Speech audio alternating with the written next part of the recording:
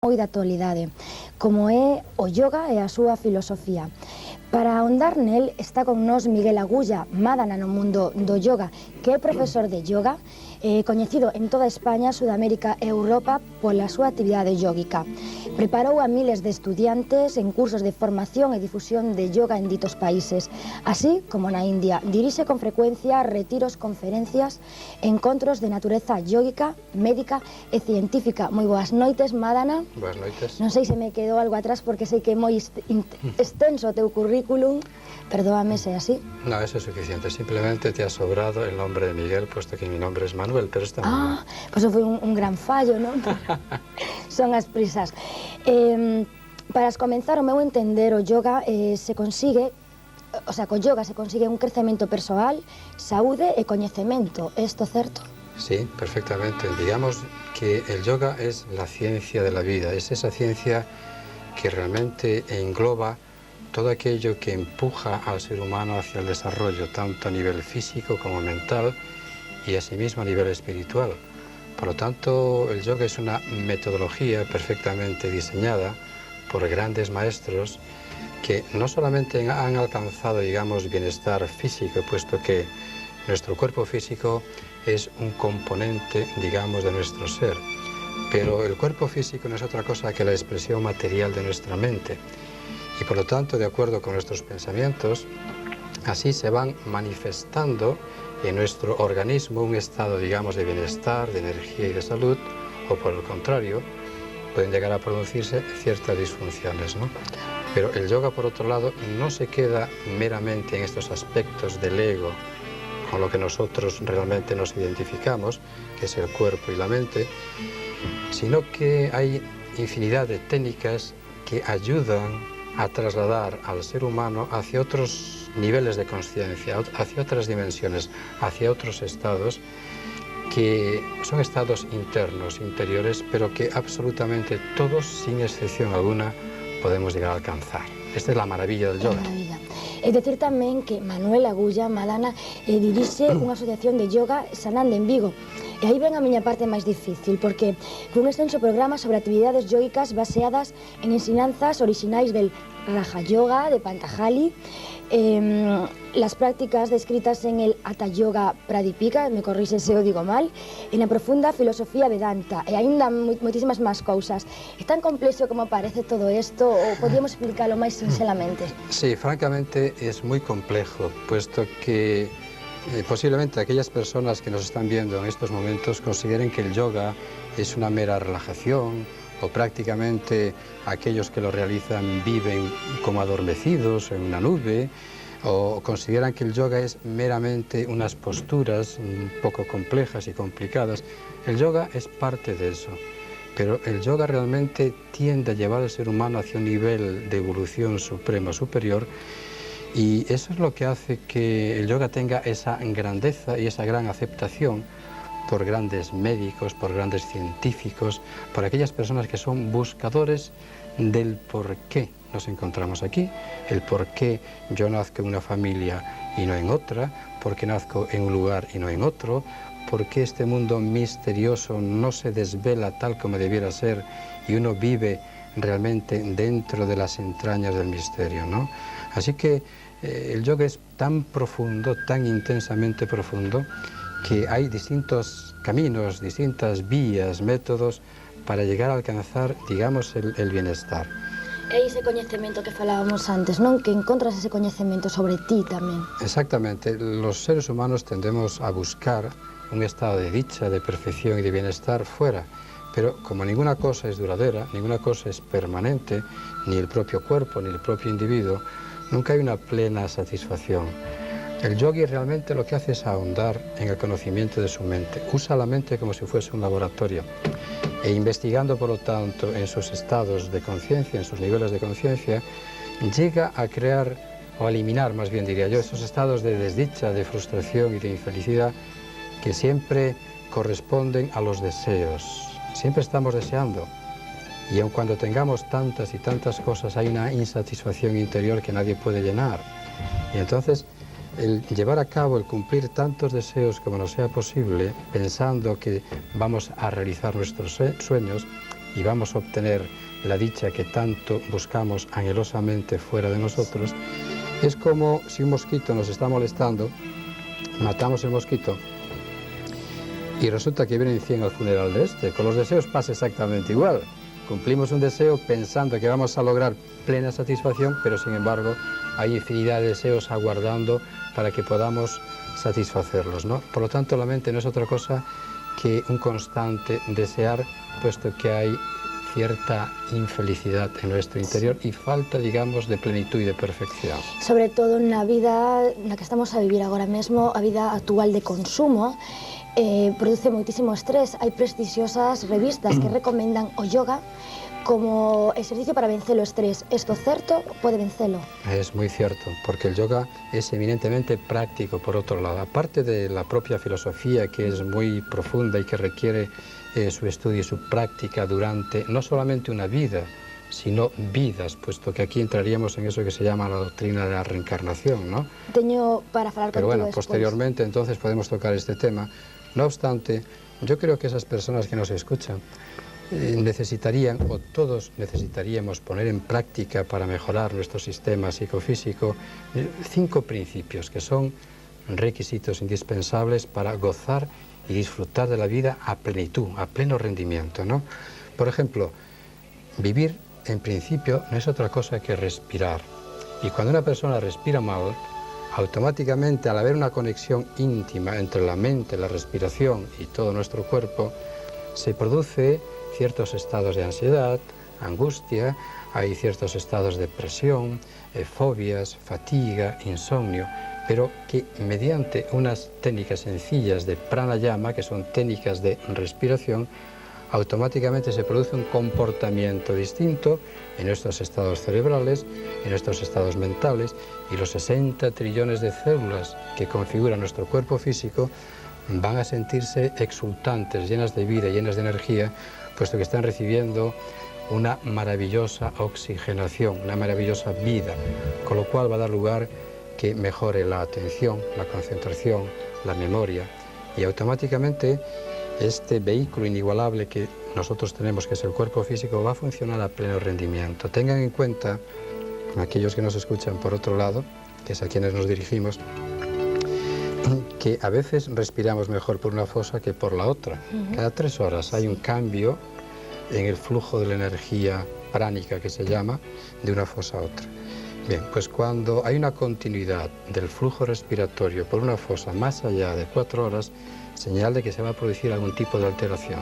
Por eso, en los distintos ejercicios de respiración, hacemos hincapié en tapar una fosa, en respirar por la otra y así sucesivamente, porque al mismo tiempo los ciclos nasales están muy conectados con los hemisferios del cerebro, lo cual estamos estimulando o bien el hemisferio izquierdo, si queremos usar la mente más racional, matemática, o si queremos relajarnos un poquito más, el hemisferio derecho en este caso, para que haya mayor creatividad, para que haya mayor relajación, etc. Es decir, que conociendo estas técnicas podemos mejorar enormemente. Esto sería una, nada más. É increíble, porque algo tan sinxelo como parece respirar, que todos o facemos, pensar que non respiramos. Lo hacemos, pero que muy mal, claro, por eso, puesto que la respiración es muy pobre. Únicamente empleamos una tercera parte de los pulmones, que es la parte superior.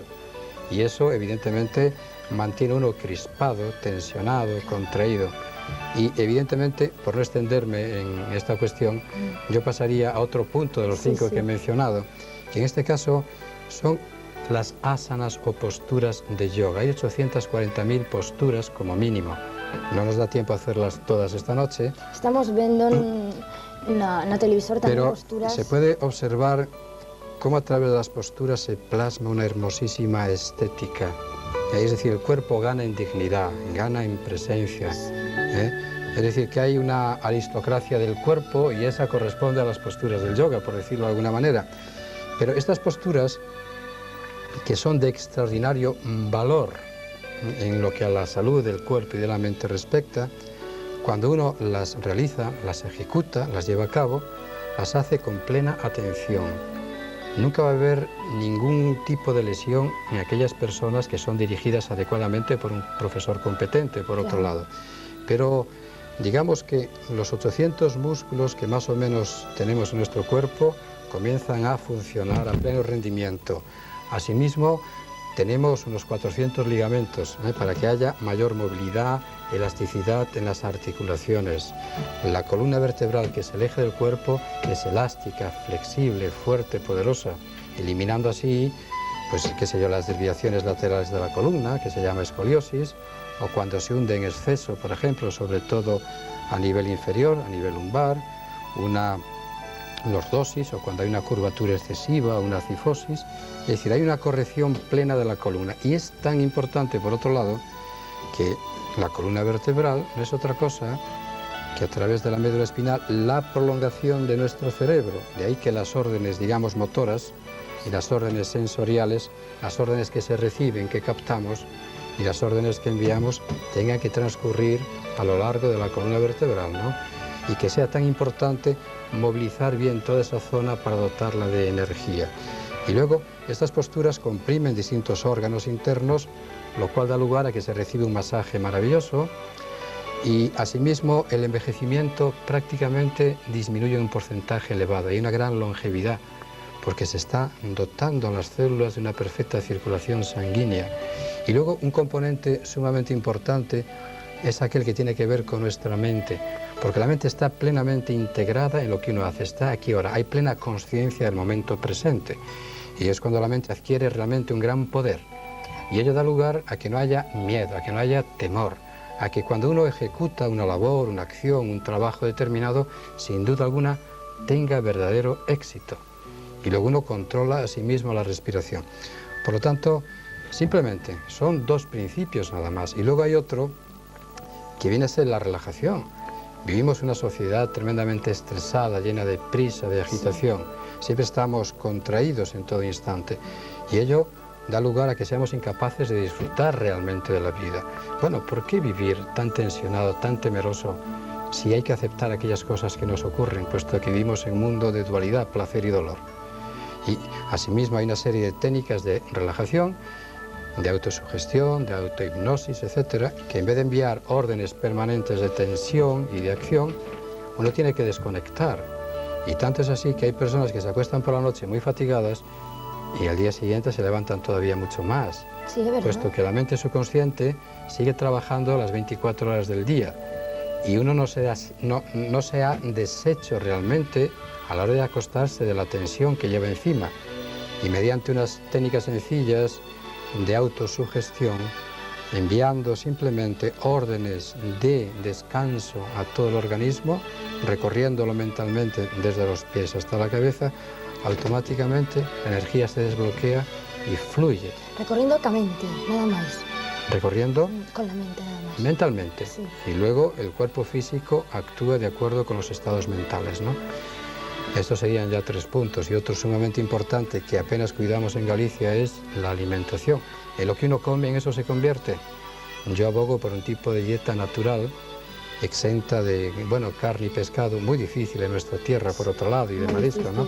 Pero a veces es preferible la salud al placer, que le va llevando a uno a un dolor intensísimo en forma de alteraciones o enfermedades cardiovasculares.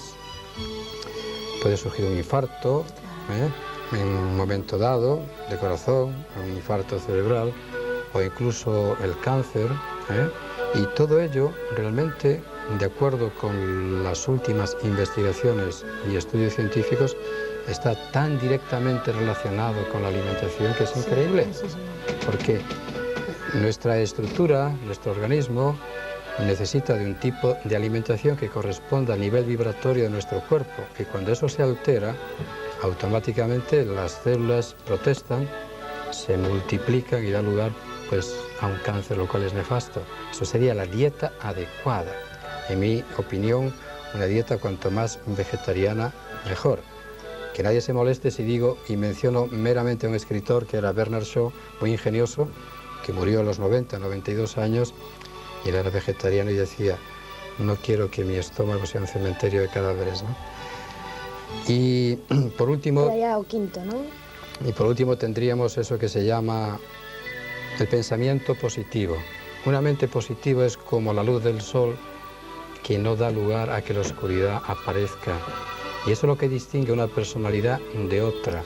Y todos nosotros podemos modificar nuestras actitudes ante la vida.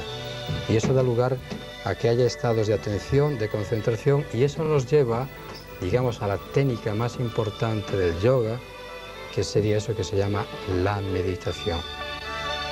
Ahí entramos en cuestiones un poco más complejas y profundas. Para unha persoa que quere comenzar a facer yoga, por onde debe comenzar? Por preparación mental, preparación corporal? Por ese primeiro punto, polo quinto, por cal? Yo diría que no deberíamos establecer compartimentos estancos o separados en el ser humano. Deberíamos tratarlo como un todo, como ser integrado. Ahora, por ejemplo, esto que estamos viendo correspondería más bien a uno de los cientos de yoga que hay y que se llama Hatha Yoga. Hatha Yoga, el yoga de la energía. No es un yoga físico, sino está relacionado a la mente, la respiración, las posturas y una serie de cierres de bandas que se efectúan también para incrementar el nivel de energía y despertar lo que los yogis llaman la kundalini, esa energía adormecida en todos nosotros, que cuando se despierta uno se convierte en un genio, se convierte en un gran orador, en un gran pintor y tantas cosas, y que va estimulando plexos psíquicos que se llaman chakras por otro lado, ¿no? Pero esto corresponde al mundo, digamos, del Hatha Yoga y el Tantra Yoga, uno de tantísimos yogas que existen, puesto que con respecto al yoga se suele hablar con una tremenda, digamos, alegría, pero al mismo tiempo con gran desconocimiento de causa, ¿no? Ese es el problema principal. É que parece moi dificultoso poder chegar a controlar a propia mente, descubrir os seus misterios, adquirir o seu control. Cal sería ese primeiro paso? Es que eu quería saber, para esta xente que nos está a escoitar, que podría facer? Dirixirse a un centro, por exemplo, comenzar con exercicios, pensando positivamente, cal sería?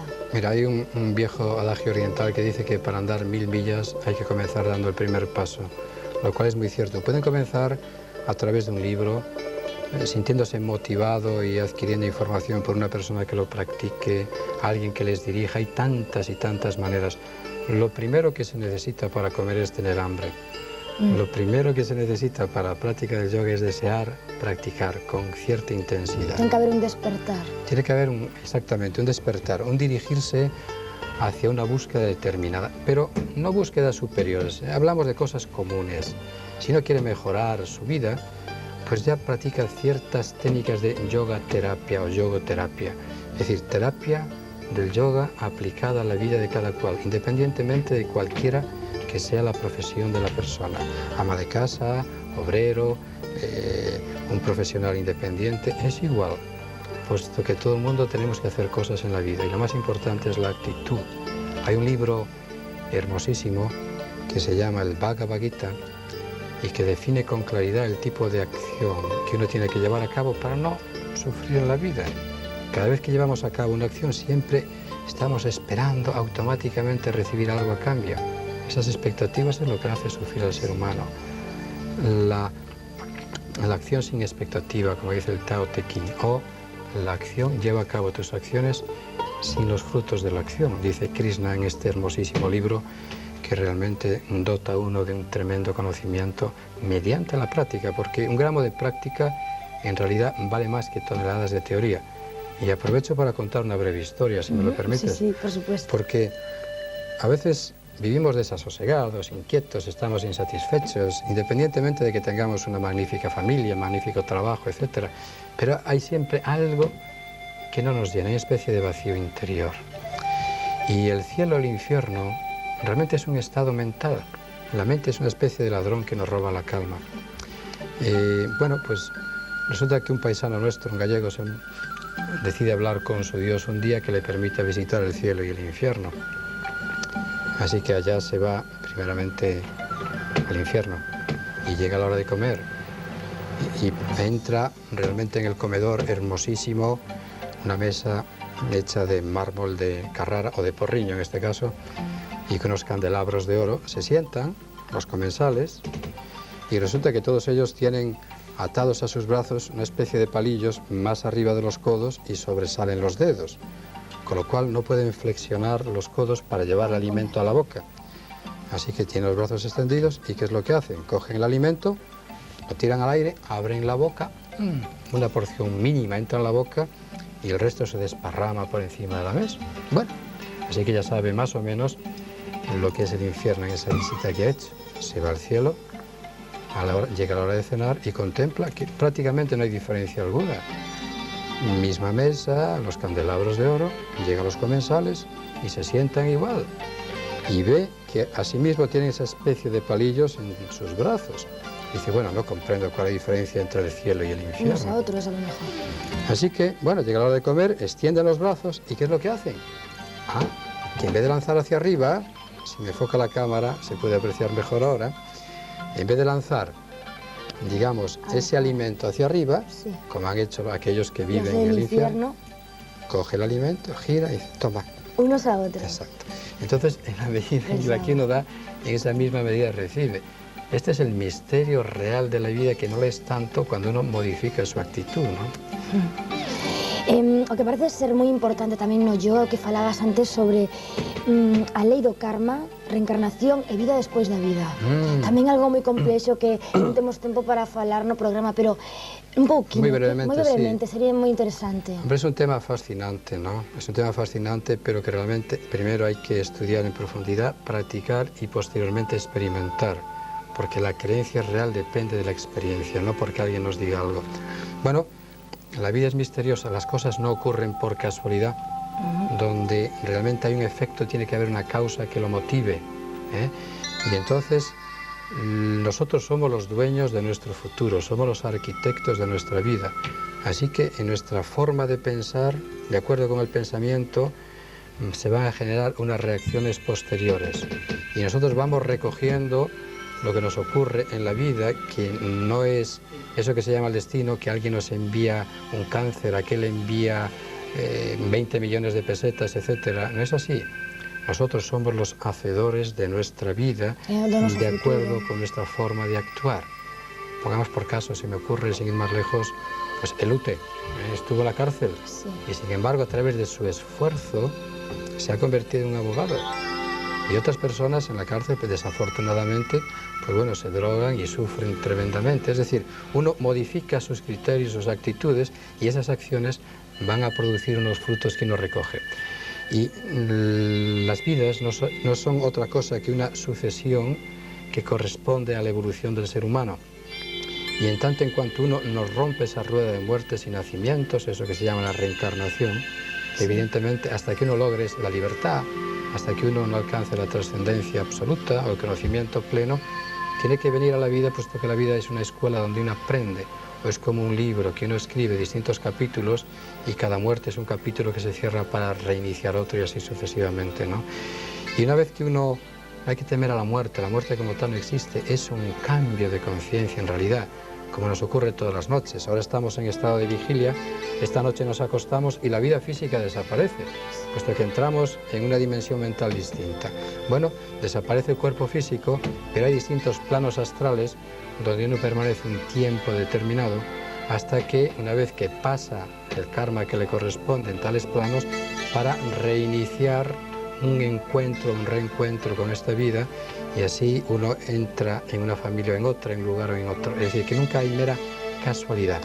Podería apuntar entón que casos que estamos aquí, porque estamos neste ano 96, non hemos aprendido moito, non? Por eso temos que aprender ainda máis. No, el ser humano es un ser que evolucionamos muy lentamente y casi nunca a través del aprendizaje, sino a través del sufrimiento. El sufrimiento es una especie de maestro que nos enseña a corregir el rumbo de nuestra vida. A veces cometemos errores sencillos, uno fuma y evidentemente puede surgir un cáncer de pulmón, o uno come carne y evidentemente, bueno, pues puede haber una tremenda cantidad de ácido úrico en el organismo, o por otro lado depósitos de colesterol, y las arterias, en vez de ser flexibles y elásticas, pues comienzan a ser realmente algo duro que es muy difícil de mover. Se incrementa la presión sanguínea, etcétera, y bueno, puede producirse desde un infarto cerebral a un infarto de corazón, ¿no? Se ocluyen las coronarias y eso ocurre. Pero ¿quién es el causante? Nuestra forma de vivir, nuestra manera de actuar. Bueno, pues así ocurre psíquicamente igual, porque la verdadera acción está en el pensamiento. El cuerpo lo que hace es responder a los dictados de la mente, ¿no? Estaremos a tiempo de cambiar ainda. Cada uno. A cada uno le corresponde cambiar. Todo el mundo quiere cambiar a los demás y la sociedad sin darse cuenta que el cambio tiene que iniciarse en uno mismo. Hay un gran maestro, había, ya muerto, Krishnamurti, un gran filósofo, que lo que hacía realmente era darle a entender al ser humano que tiene que desarrollar mucho más en profundidad su cualidad interior. En la medida en que uno mejore, si yo no sé nadar, de nada sirve que me tire al agua a salvar a alguien que se está ahogando. ¿No es eso? Claro. Si yo quiero dar, tengo que tener. Si yo quiero realmente compartir con los demás, algo tengo que saber compartir y no ser un mendigo pidiendo siempre. Bueno, pues uno se enriquece de muchas maneras en esta vida, haciendo tantas cosas, con su trabajo, en su familia, y aparte de eso dedicarle un tiempo a uno mismo que uno puede disfrutar, llevando a cabo muchas acciones que le lleven en realidad hacia el bienestar, hacia la dicha y la paz, que es lo que en realidad buscamos todos.